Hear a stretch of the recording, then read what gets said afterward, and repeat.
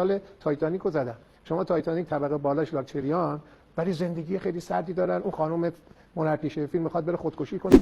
آره واقعا پولدارا خیلی زندگی سردی دارن، به خصوص اونایی که فرار کردن رفتن کانادا. بندگان خدا با 3 لایه کاپشن میان بیرون از خونه. اغتشاشات و اعتراضات و ناآرامی‌های نامطلوبی که در سال 1401 انجام شد و خیلی بد بود، باعث شد بعضی از همکارای ما تو حوزه هنر اشتباه کنن. چند تاشون هم رفتن خارج. بله. ما میدونیم رفتن خارج پشیمونن چرا رفتن. همکارانتون پشیمونن از رفتن یا از اینکه قبل از رفتن فرصت نکردن حضوراً یه توف بندازن تو صورتت و بعد برن؟ دولتی که نتونه زباله جمع کنه چجور میتونیم راجبش قضاوت کنیم؟